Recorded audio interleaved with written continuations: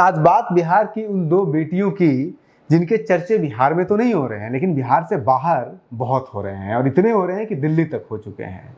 एक जो बिहार की बेटी है वो केरल की है, जिनके चर्चे हो रहे हैं, जिनका केरल के टेक्स्ट बुक में उनके द्वारा लिखा गया वहाँ के स्थानीय मलयालम भाषा में जो है एक लेटर छपा हुआ है। और दूसरा जिसके चर्चे तमिलनाडु में तो हो ही रहे हैं, उसके साथ साथ दिल्ली में हो गए हैं चर्चे उनके। अभी 19 तारीख को केंद्रीय मंत्री, शिक्षा मंत्री धर्मेंद्र प्रधान जब भारतीय भाषा 2025 समर कैंप का उद्घाटन कर रहे थे, तो उन्होंने उस पूरे समर कैंप को डिवोट किया है उस एक तमिलनाडु में रहने वाली मजदूर, जो कि बिहार की मजदूर की बेटी है, उसके नाम। क्यों किया है उन्होंने इसलिए किया है क्योंकि ये लड़की 17 सालों से वहां पे रह रही है। उनका पूरा परिवार वहां पे तमिलनाडु में रह रहा है, मजदूरी करता है, डेली बेसिस पे काम करता है और वहां पे वो लोकल भाषा में लोकल स्थानीय स्कूल में पढ़ाई करती है। और अभी 10th का रिजल्ट आया है, उस 10th के रिजल्ट में उसे 100 में से तमिल भाषा में 93 नंबर आए हैं। किसी का हिंदी भाषी का 100 में से 93 नंबर बहुत मुश्किल से आता होगा बिहार में या कहीं और पे, लेकिन वो बिहार से जाकर के तमिलनाडु में पढ़ाई करके और उसके बाद फिर वहाँ पे 100 में से 93 नंबर लाए हैं, जबकि तमिलनाडु के लोगों का ही 93 नंबर नहीं आता है, 70-80 में जाकर अटक जाते हैं अच्छे से अच्छे स्टूडेंट। तो उसका उन्होंने धर्मेंद्र प्रधान जी ने चर्चा किया है कि कैसे ये एक भारत श्रेष्ठ भारत का कितना बड़ा उदाहरण है कि जहाँ पे आप एकता विविधता, जहाँ जो रह रहे हैं उसको आप अपनी मातृभूमि समझ रहे हैं और सब, वो बहुत बढ़िया एग्जाम्पल दिया है। उनके बारे में मैं बहुत ज़्यादा कुछ नहीं बताऊंगा। धर्मेंद्र प्रधान जी ने खुद, केंद्रीय मंत्री जी ने खुद अपने भाषण में लगभग 2 मिनट से ऊपर उनके बारे में चर्चा किया है, वो खुद आप सुन लीजिए, उसके बाद कोई क्लियरिटी देने की शायद जरूरत नहीं पड़ेगी। मैं आज बिहार से जन्मी, तमिलनाडु में पली बढ़ी, परीक्षा दी, अभी 10th क्लास में पास की हुई आदरणीय डी जया कुमारी के लिए समर्पित करता हूं। इन दिनों में हम लोगों ने अखबारों की सुर्खियां पढ़े होंगे, बिहार में जन्मी एक श्रमिक की बेटी, जिनकी पिताजी पिछले 17 साल से अपने रोजी रोटी कमाने के लिए पुरुषार्थ की अन्वेषण में बिहार से जाकर चेन्नई पहुंचे। उनकी तीनों बेटियों को उन्होंने वहां की तमिल मीडियम की स्कूल में पढ़ाए और हम सब के लिए ही एक भारत श्रेष्ठ भारत की सफल निदर्शन है, सफल वो सर्टिफिकेट है। जिया कुमारी ने अपने तमिल पेपर में 100 में से 93% की मार्क रखी है। और वो कहती है, जिया कुमारी जी जो बात कहती है वो बहुत ही एक मर्मस्पर्शी बात है। उन्होंने अपने 500 मार्क में से 467 मार्क रखी है। वो कहती है, Tamil was definitely harder than Hindi, but once you begin to understand it becomes easy. Everyone here speak only Tamil and I spoke with them in that if you live somewhere, you must learn the language spoken there. It also helps you mingle with society easily. मित्रों, इससे बड़ी statement आज के दिन में कुछ नहीं हो सकता है।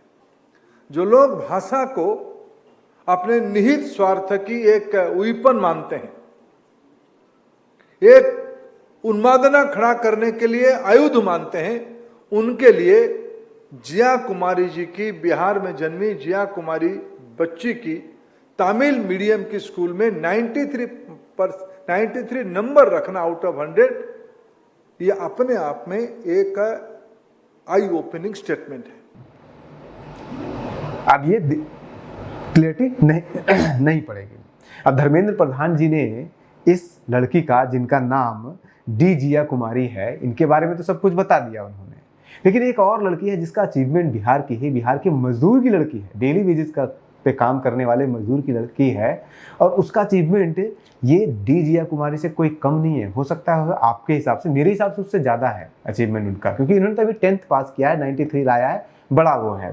लेकिन क्या इमेजिन करेंगे आप कि एक बिहार का डेली वेजेस वाला एक मजदूर जो 25 सालों से केरल में रह रहा है, और वो उनकी बेटी जो दरभंगा में रह रही थी, और वो 2013 में केरल जाती है। वहाँ के 5वीं क्लास में, शुरुआती में पढ़ाई उन्होंने 7वीं क्लास तक यहीं किया है दरभंगा के अंदर, फिर वो केरल जाती है तो 5वीं क्लास में उसका एडमिशन होता है और वहाँ पे सारी पढ़ाई करती है। उसका कोई स्कूल का नाम GS स्कूल बेनानीपुरम है, वहाँ पे वो पूरा पढ़ाई करती है।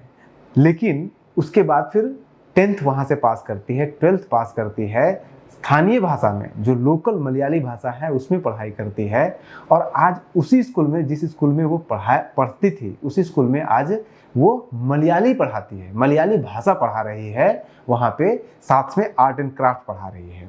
कहानी थोड़ी और इंटरेस्टिंग है। इंटरेस्टिंग ऐसे है कि सिर्फ वो पढ़ा नहीं रही है, बल्कि उस लड़की के द्वारा, जिनका नाम धारिक्षा परवीन है, इनके द्वारा लिखा गया एक लेटर, मलयाली में लिखा गया लेटर, 6ठी क्लास, जो केरल के अंदर 6ठी क्लास टेक्स्ट बुक है उसका हिस्सा बना हुआ है, पढ़ाया जा रहा है।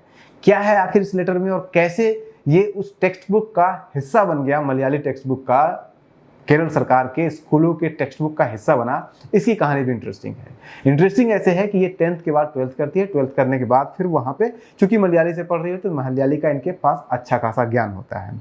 वहाँ पे एक रोशनी प्रोजेक्ट है, जिस तरह से आप देखते होंगे एजुकेशन के फील्ड में बहुत सारे NGO काम करती है, तो उसी तरह जैसे अजीम प्रेमजी फाउंडेशन है, प्रथम है, इस तरह के बहुत से क्राई वगैरह है, तो NGO से ये जुड़ती है। और ये NGO क्या करता है कि अलग अलग स्कूलों में जाता है, अपने लोगों को भेजता है, और वहाँ पे जो new method pedagogy of educational pedagogies होते हैं, पेडागोजी ऑफ द ऑपरेट जिसे कहते हैं, उसके थ्रू नए टेक्निक से शिक्षा देने का प्रयास करते हैं। तो उसी में ये ट्रेनिंग लेकर के रोशनी प्रोजेक्ट के तहत अलग अलग स्कूलों में जाकर के लोगों को आर्ट, क्राफ्ट और मलयाली, ये 3 चीज़ें पढ़ाती है। 2023 में इसी के स्कूल में, जिस स्कूल में ये पढ़ी थी, इसी के स्कूल में एक फंक्शन ऑर्गेनाइज किया जाता है, एनुअल फंक्शन, और उस फंक्शन में ये लड़की भी रहती है, क्योंकि तब तक रोशनी प्रोजेक्ट से इस लड़की को उसी स्कूल में इसको ड्यूटी दे दिया गया था जहाँ पे ये खुद पढ़ी थी। वहाँ पे इसके बारे में चर्चा होता है, और उस चर्चा में जो गेस्ट आए हुए थे, चीफ गेस्ट आए हुए थे, वो बहुत बड़े मलयाली के बहुत बड़े राइटर हुआ करते थे, आज भी हैं, नारायणन मेस। ये एक्टिविस्ट भी हैं और राइटर भी हैं। ये जो धारिक्षा परवीन है, इनसे काफ़ी इम्प्रेस हुए और उन्होंने कहा कि आप कुछ लिखिए हमारे लिए मलयाली में, चूँकि आपका मलयाली का इतना अच्छा कंट्रोल है मलयाली भाषा के ऊपर, तो आप कुछ लिखिए हमारी किताब के लिए। तो इस लड़की ने एक लेटर लिखा अपनी उस दोस्त को, जो अभी भी बिहार के दरभंगा में है और इसके साथ पढ़ा करती थी जब दरभंगा में, और वो लेटर जो लिखती है वो मलयाली भाषा में लिखती है। एक लड़की जो मलयाली भाषा में पढ़ी है और अपने हिंदी भाषी मित्र को मलयाली भाषा में एक लेटर लिखती है, और उस लेटर में बताती है कि वो केरल आई तो उसका पूरा एक्सपीरियंस बताती है, केरल का खान पान, वहाँ पे टीचिंग सिस्टम, वहाँ पे एजुकेशन सिस्टम कितना बढ़िया है, ये सब कुछ उसमें, वहाँ पे कल्चर कैसा है केरल का, पूरा अपना एक्सपीरियंस उस लेटर में लिखती है। वो लेटर लोकल न्यूज़पेपर वगैरह में थोड़ा सा छपता है, और उसके बाद फिर केरल गवर्नमेंट, आप सोचिए कितना अलर्ट है वहाँ पे एजुकेशन सिस्टम को लेकर के, केरल गवर्नमेंट इसको आइडेंटिफाई करता है। हालांकि वो जो राइटर थे नारायणन मेस, वो भी इसमें बहुत बड़ा हेल्प करते हैं, और ये फाइनली पहुँच जाता है वहाँ के स्टेट बोर्ड के पास है।